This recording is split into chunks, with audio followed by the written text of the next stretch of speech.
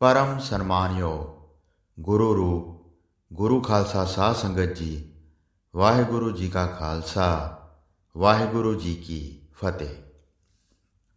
पंडित बैणी जी ਚੂਹਣੀਆਂ ਲਾਹੌਰ ਦੇ ਰਹਿਣ ਵਾਲੇ ਸਨ ਅਤੇ ਬੜੇ ਪੜ੍ਹੇ ਲਿਖੇ ਵਿਦਵਾਨ ਅਤੇ ਆਲਮ ਬੰਦੇ ਸਨ। ਉਹ ਬੜੀਆਂ ਕਿਤਾਬਾਂ ਪੜ੍ਹ ਚੁੱਕੇ ਸਨ। ਕਿਤੇ ਕਿਤੇ ਇਹਨਾਂ ਦਾ ਨਾਮ ਬੈਣੀ ਮਾਧੋ ਲਿਖਿਆ ਵੀ ਮਿਲਦਾ ਹੈ। ਆਪ ਜਿਹੜੀ ਕਿਤਾਬ ਪੜ੍ਹਦੇ ਸਨ ਉਹ ਸਰਟੀਫਿਕੇਟ ਵਜੋਂ ਆਪਣੇ ਪਾਸ ਹੀ ਰੱਖ ਲੈਂਦੇ ਸਨ। ਪੰਡਿਤ ਬੈਣੀ ਜੀ ਪੱਲੇ ਵਿੱਦਿਆ ਤਾਂ ਜ਼ਰੂਰ ਸੀ, ਪਰ ਅਮਲਾਂ ਵਾਲੇ ਪਾਸਿਓਂ ਕੋਰੇ ਹੀ ਸਨ। ਉਹਨਾਂ ਨੇ ਗਿਆਨ ਤਾਂ ਇਕੱਠਾ ਜ਼ਰੂਰ ਕੀਤਾ ਸੀ, ਪਰ ਉਸ ਦਾ ਹੰਕਾਰ ਗਿਆਨ ਨਾਲੋਂ ਕਿਤੇ ਵੱਧ ਸੀ।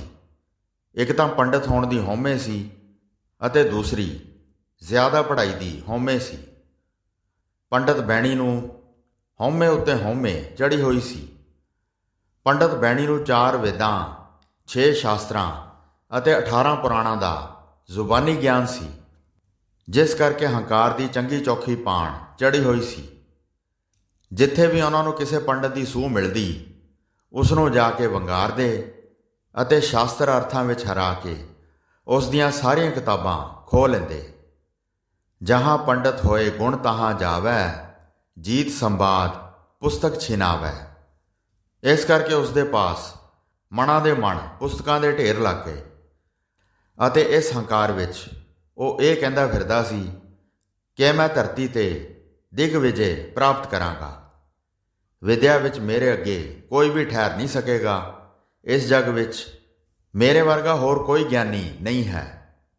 ਇਸੇ ਹੰਕਾਰ ਵਿੱਚ ਸ਼੍ਰੀ ਗੋਬਿੰਦਵਾਲ ਸਾਹਿਬ ਆਇਆ ਕਿ ਸ਼੍ਰੀ ਗੁਰੂ ਅਮਰਦਾਸ ਜੀ 'ਤੇ ਆਪਣੀ ਵਿਦਿਆ ਦਾ ਪ੍ਰਭਾਵ ਪਾਵਾਂਗਾ। ਸ਼੍ਰੀ ਗੋਬਿੰਦਵਾਲ ਸਾਹਿਬ ਪਹੁੰਚ ਕੇ ਪੰਡਿਤ ਬੈਣੀ ਸਿੱਖਾਂ ਦੀ ਰਹਿਤ ਬਹਿਤ, ਖਾਣ ਪੀਣ, ਰੰਗ ਢੰਗ ਦੇਖ ਕੇ ਬੜਾ ਕ੍ਰੋਧਿਤ ਹੋਇਆ ਸੀ ਕਿ ਇਹ ਸਿੱਖ ਕੀ ਅਨਰਥ ਕਰੀ ਜਾ ਰਹੇ ਹਨ। ਮਨ ਵਿੱਚ ਗੁਰੂ ਜੀ ਦੇ ਦਰਸ਼ਨ ਕਰਨ ਦਾ ਬੜਾ ਉਤਸ਼ਾਹ ਸੀ। ਗੁਰੂ ਜੀ ਵੀ ਬਾਹਰ ਆ ਕੇ ਬੌਲੀ ਸਾਹਿਬ ਦੇ ਨੇੜੇ ਆਪਣੇ ਸਥਾਨ 'ਤੇ ਬਿਰਾਜਮਾਨ ਸਨ। ਸ਼ਰਧਾਲੂ ਗੁਣਾਂ ਦੀ ਖਾਨ ਭਾਵ ਗੁਰੂ ਜੀ ਦੇ ਦਰਸ਼ਨ ਕਰ ਰਹੇ ਸਨ। ਪੰਡਿਤ ਬੈਣੀ ਵੀ ਗੁਰੂ ਅਮਰਦਾਸ ਜੀ ਦੇ ਪਾਸ ਜਾ ਕੇ ਬੈਠ ਗਿਆ। ਗੁਰੂ ਜੀ ਨੇ ਪੰਡਿਤ ਨੂੰ ਸੁਖ ਸ਼ਾਂਤ ਪੁੱਛੀ। ਉਸ ਸਮੇਂ ਬਹੁਤ ਸੰਗਤ ਗੁਰੂ ਜੀ ਦੇ ਦਰਸ਼ਨ ਕਰ ਰਹੀ ਸੀ। ਨਮਸਕਾਰ ਕਰਕੇ ਚਰਨਾਂ 'ਤੇ ਨਜ਼ਰਾਨੇ ਧਰ ਰਹੇ ਸਨ। ਮੂੰਹ ਮੰਗੀਆਂ ਮੁਰਾਦਾਂ ਸਤਿਗੁਰੂ ਜੀ ਪਾਸੋਂ ਪਾ ਰਹੇ ਸਨ। ਪਰਲੋਕ ਦੀ ਗਤੀ ਵਾਸਤੇ ਹਿਰਦੇ ਵਿੱਚ ਮੰਨਤਾਂ ਮਨਾਉਂਦੇ ਸਨ। ਸਾਰਿਆਂ ਨੂੰ ਇਸ ਤਰ੍ਹਾਂ ਕਰਦਿਆਂ ਦੇਖ ਕੇ ਪੰਡਿਤ ਗੁਰੂ ਜੀ ਨੂੰ ਕਹਿਣ ਲੱਗਾ, ਵੇਦਾਂ ਅਨੁਸਾਰ ਤਪ, ਤੀਰਥ, ਵਰਤ ਅਤੇ ਦਾਨ ਹੀ ਮਹਾਨ ਕਾਰਜ ਹਨ। ਇਸ ਤਰ੍ਹਾਂ ਦੇ ਸ਼ੁਭ ਅਤੇ ਸ੍ਰੇਸ਼ਟ ਕਰਮ ਹਿਰਦੇ ਨੂੰ ਨਿਰਮਲ ਕਰਦੇ ਹਨ, ਜਿਸ ਕਰਕੇ ਮਨੁੱਖ ਸ਼ੁਭ ਗਤੀ ਨੂੰ ਪ੍ਰਾਪਤ ਕਰਦਾ ਹੈ। ਤੁਹਾਡਾ ਇਹ ਕਿਹੜਾ ਮਤ ਹੈ? ਨਾ ਤੁਹਾਡੇ ਪਾਸ ਕੋਈ ਗ੍ਰੰਥ ਹੈ ਭਾਵ ਵੇਦ ਪੁਰਾਣ, ਤੇ ਨਾ ਹੀ ਕੋਈ ਸ਼ਿਸ਼ਟਾਚਾਰ ਹੈ। ਕੋਈ ਪਾਠ ਨਹੀਂ ਹੈ, ਕੋਈ ਪੂਜਾ ਨਹੀਂ ਹੈ, ਨਾ ਕਿਸੇ ਪ੍ਰਕਾਰ ਦੇ ਤੀਰਥ ਦਾ ਨਾਮ ਹੈ, ਕਿਸੇ ਇਸ਼ਨਾਨ ਦਾ ਨਾਮ ਨਹੀਂ, ਦਾਨ ਪੁੰਨ ਦਾ ਕੋਈ ਨਾਮੋ ਨਿਸ਼ਾਨ ਨਹੀਂ ਦਿਸਦਾ। ਸਭ ਵਰਨਾਂ ਦੇ ਲੋਕ ਇਕੱਠੇ ਬੈਠੇ ਖਾ ਰਹੇ ਹਨ ਔਰ ਇਸੇ ਨੂੰ ਤੁਸੀਂ ਲੰਗਰ ਦੱਸ ਰਹੇ ਹੋ। ਤੁਸੀਂ ਤਾਂ ਧਰਮ ਦੀ ਮਰਿਆਦਾ ਹੀ ਗਾਲ ਦਿੱਤੀ ਹੈ। ਪੂਜਾ ਪਾਠ, ਦਾਨ ਪੁੰਨ, ਤੀਰਥ, ਇਸ਼ਨਾਨ, ਜਗ ਤੇ ਸ਼ਗਨ ਤੋਂ ਬਿਨਾਂ ਇਹਨਾਂ ਦਾ ਹਿਰਦਾ ਕਿਵੇਂ ਸ਼ੁੱਧ ਹੋਵੇਗਾ? ਇਹਨਾਂ ਦੀ ਗਤੀ ਕਿਵੇਂ ਹੋਵੇਗੀ? ਗੁਰੂ ਜੀ ਸਿੱਖ ਜੋ ਆਹੇ, ਨਹਿ ਤੀਰਥ ਬਰਤ ਖਟ ਕਰਮ ਕਮਾਹੇ, ਕਵਨ ਭਾਤ ਇਨਕੀ ਗਤ ਹੋਏ, ਯਹ ਬਿਦ ਪ੍ਰਗਟ ਸਮਝਾਵੋ ਮੋਹੇ। ਜੇਕਰ ਇਹਨਾਂ ਦਾ ਭਲਾ ਕਰਨਾ ਚਾਹੁੰਦੇ ਹੋ ਤਾਂ ਇਹਨਾਂ ਨੂੰ ਇਸ ਤਰ੍ਹਾਂ ਦਾ ਦੁੱਖਾਂ ਨੂੰ ਨਾਸ਼ ਕਰਨ ਵਾਲਾ ਉਪਦੇਸ਼ ਦਿਓ। ਤਾਪਾਦ ਨਾਲ ਇਹਨਾਂ ਨੂੰ ਜੋੜੋ। ਇਸ ਤਰੀਕੇ ਨਾਲ ਇਹਨਾਂ ਦੇ ਮਨ ਨੂੰ ਨਿਰਮਲ ਕਰੋ। ਇਹਨਾਂ ਨੂੰ ਉਸ ਤਰ੍ਹਾਂ ਦਾ ਉਪਦੇਸ਼ ਦਿਓ ਜੋ ਸ਼ਾਸਤਰਾਂ ਦਾ ਮਤ ਹੈ। ਸ਼੍ਰੀ ਗੁਰੂ ਅਮਰਦਾਸ ਜੀ ਮਹਾਰਾਜ ਪੰਡਿਤ ਬੈਣੀ ਦਾ ਵਿਖਿਆਨ ਸੁਣਦੇ ਰਹੇ ਅਤੇ ਮੁਸਕਰਾ ਕੇ ਬੋਲੇ, ਪੰਡਿਤ ਜੀ, ਤਪ ਆਦਿ ਤੇ ਯੱਗ ਦੇ ਜਿਹੜੇ ਕਰਮ ਹਨ, ਇਹ ਪਹਿਲੇ ਹੋਏ 3 ਯੁੱਗਾਂ ਭਾਵ ਸਤਯੁਗ, ਤ੍ਰੇਤਾ ਅਤੇ ਦੁਆਪਰ ਆਦਿ ਦੇ ਕਰਮ ਹਨ।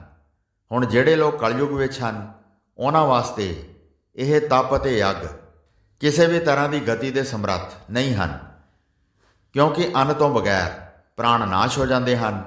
ਫਿਰ ਇਹ ਜੰਗਲਾਂ ਵਿੱਚ ਜਾ ਕੇ ਕਿਵੇਂ ਤਪ ਕਰਨਗੇ?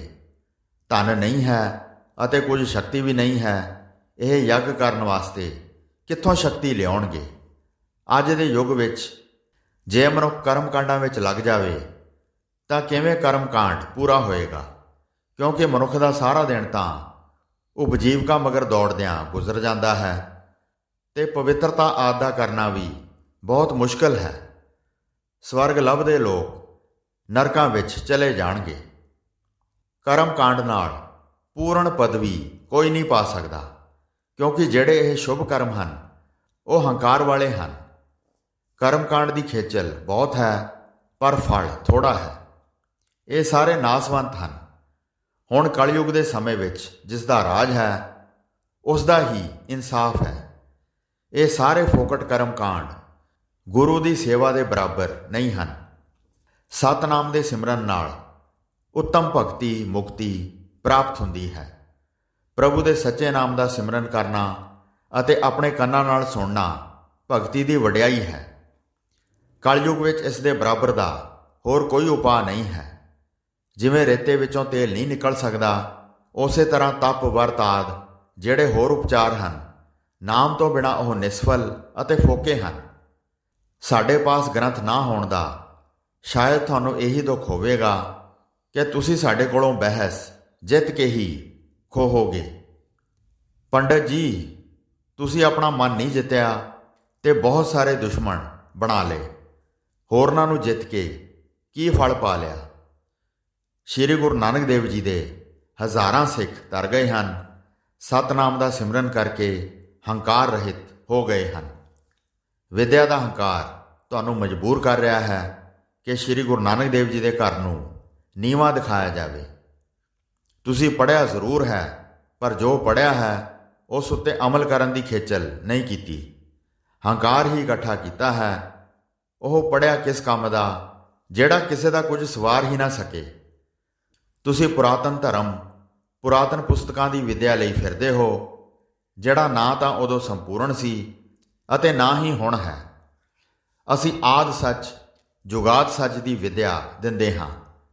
ਅਸੀਂ ਇੱਕ ਮਾਲਕ ਦਾ ਪ੍ਰਚਾਰ ਕਰਦੇ ਹਾਂ ਅਤੇ ਉਸ ਦੇ ਨਾਲ ਜੁੜਨ ਦੀ ਪ੍ਰੇਰਨਾ ਕਰਦੇ ਹਾਂ। ਇਹ ਗੁਰੂ ਬਾਬਾ ਨਾਨਕ ਜੀ ਦਾ ਮੱਤ ਹੈ। ਅਸੀਂ ਹੱਥੀਂ ਕਿਰਤ ਕਰਨ, ਵੰਡ ਕੇ ਛਕਣ ਅਤੇ ਪ੍ਰਮਾਤਮਾ ਦਾ ਨਾਮ ਜਪਣ ਵਿੱਚ ਵਿਸ਼ਵਾਸ ਰੱਖਦੇ ਹਾਂ। ਸਾਡੇ ਸਿੱਖ ਨਿਸ਼ਕਾਮ ਸੇਵਾ ਕਰਦੇ ਨਿਮਰ ਹੋ ਜਾਂਦੇ ਹਨ ਅਤੇ ਮਾਲਕ ਦੇ ਨੇੜੇ ਹੋ ਜਾਂਦੇ ਹਨ। ਹੰਕਾਰ ਜਾਂ ਅਭਿਮਾਨ ਮਾਲਕ ਤੋਂ ਦੂਰ ਲੈ ਕੇ ਜਾਂਦਾ ਹੈ। ਅਸੀਂ ਹਰ ਇੱਕ ਨੂੰ ਮਾਲਕ ਦੇ ਨਿਰਗੁਣ ਸਰੂਪ ਨਾਲ ਜੋੜਨ ਦਾ ਪ੍ਰਚਾਰ ਕਰਦੇ ਹਾਂ। ਅਸੀਂ ਬੁੱਤ ਪੂਜਾ, ਸਰੀਰਕ ਪੂਜਾ, ਫੋਕੇ ਕਰਮ ਕਾਂਡਾਂ ਦਾ ਵਿਰੋਧ ਕਰਦੇ ਹਾਂ। ਅਸੀਂ ਹਰ ਇੱਕ ਨੂੰ ਸ਼ਬਦ ਨਾਲ ਜੋੜਦੇ ਹਾਂ। ਸ਼ਬਦ ਅਕਾਲ ਪੁਰਖ ਦਾ ਨਿਰਗੁਣ ਸਰੂਪ ਹੈ ਤੇ ਸਿੱਖ ਸ਼ਬਦ ਤੋਂ ਸੂਝ ਲੈਂਦੇ ਹਨ। ਸੂਝ ਤੋਂ ਗਿਆਨ ਉਪਜਦਾ ਹੈ। ਗਿਆਨ ਨਾਲ ਸਾਰੇ ਬੰਦ ਤਾਲੇ ਖੁੱਲ੍ਹ ਜਾਂਦੇ ਹਨ।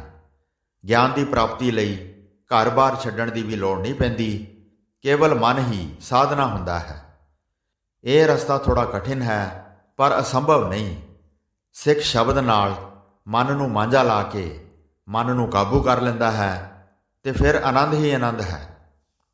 ਪੰਡਤ ਬੈਣੀ ਨੂੰ ਪਤਾ ਤਾਂ ਸਾਰਾ ਹੀ ਸੀ, ਪਰ ਕਿਸੇ ਨੇ ਸਿੱਧੇ ਰਾਹ ਨਹੀਂ ਪਾਇਆ ਸੀ ਅਤੇ ਨਾ ਹੀ ਹੰਕਾਰੀ ਬੈਣੀ ਨੇ ਕਿਸੇ ਪਾਸੋਂ ਸਹੀ ਰਸਤਾ ਪੁੱਛਿਆ ਸੀ।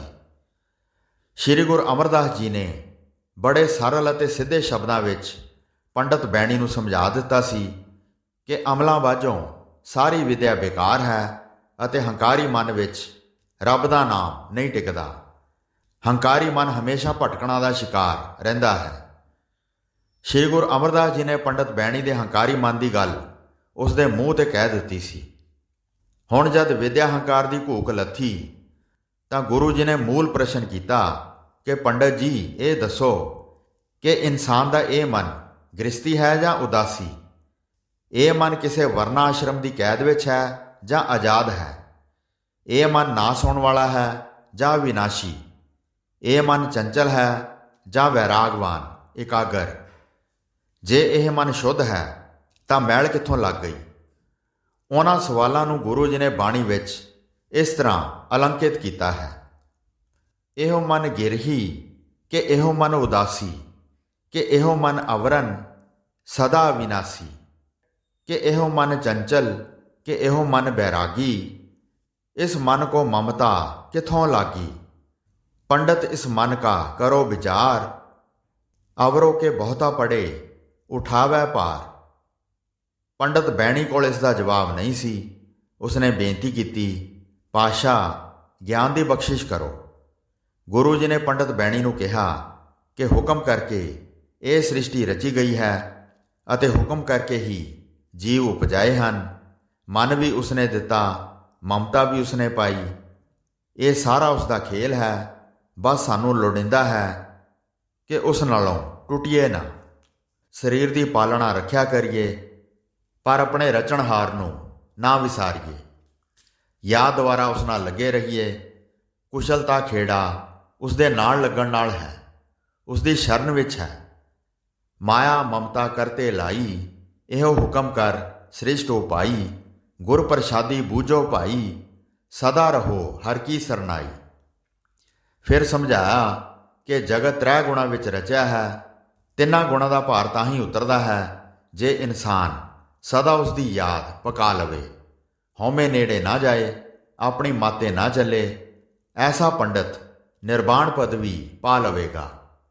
सो पंडित जो तिहां गुणा की पंड उतारै, अन दिन एको नाम वखाणा। सतगुर की ओह दीख्या ले, सतगुर आगे सीस धरे। सदा अलग रह निर्वाण, सो पंडित दरगह परवान। पंडित जी नूं निज रूप की सोझी हो गई। मन का हंकार नाश हो गया। न्याय करता होके विचारन लगा कि गुरु जी जो कह रहे हैं वो सब सच है, अते इस तरह उसके मन विच प्रेम पैदा हो गया। जद गुरु जी ने किरपा दृष्टि की ਤਾਂ ਅੰਤਰ ਬਿਰਤੀ ਹੋਣ ਤੇ ਸੁਖ ਅਨੁਭਵ ਕੀਤਾ। ਜਨਮਾਂ ਜਨਮਾਂ ਦੇ ਸੁੱਤੇ ਨੂੰ ਜਗਾਇਆ, ਨਿਜ ਆਤਮ ਸਰੂਪ ਪ੍ਰਗਟ ਕੀਤਾ। ਬੈਠੇ ਬੈਠੇ ਅਡੋਲ ਸਮਾਧੀ ਲੱਗ ਗਈ। ਕਾਫੀ ਦੇਰ ਬਾਅਦ ਅੱਖਾਂ ਖੋਲੀਆਂ ਤਾਂ ਗੁਰੂ ਜੀ ਨੇ ਬਚਨ ਕੀਤੇ ਕਿ ਹੁਣ ਤੁਹਾਡਾ ਮਨ ਹੌਲਾ ਪੈ ਗਿਆ ਹੈ। ਧੰਨ ਹੋ ਤੇ ਹੁਣ ਤੁਸੀਂ ਭਗਤੀ ਨੂੰ ਦ੍ਰਿੜ ਕਰੋ। ਨਿਜ ਸਰੂਪ ਆਤਮ ਰਸ ਪਾਗਾ, जन्म जन्म का सोया जागा। सहजे सेज सैन तिन किया, धुन अनहद शब्द प्याला पिया। पंडित बैणी जी के मन विच आनंद आ गया अते सतगुरु जी का अनेक तरह नाल जस गाया अते कहा कि प्रभु जी ने आप जी नूं भगती के प्रसार वास्ते इस धरती ते भेजा है। तुहाडी महिमा तुहानूं ही बनती है। पंडित बैणी जी ने श्री गुरु अमरदास जी के चरण चुमे अते उपदेश की जाचना की सी। उसने सारिया किताबां नदी विच सुट दित्तियां अते गुरु जी की संगत विच बैठण लग पिया। ज्यों-ज्यों कीर्तन सुनदा रहा, उसकी मैल लैंदी गई। वह कंचन हो गया ते उसने सिੱਖੀ धार लई। बाद विच श्री गुरु अमरदास जी ने पंडित बैणी जी नूं चूहणियां लाहौर की मंजी बख्श के प्रचार लई भेज दिता। इसे पंडित बैणी ने श्री गुरु अर्जन देव जी नूं संस्कृत की विद्या पढ़ाई सी अते लाहौर के नेड़े तेड़े सिੱਖੀ का खूब प्रचार किया। वाहिगुरु जी का खालसा, वाहिगुरु जी की फतेह।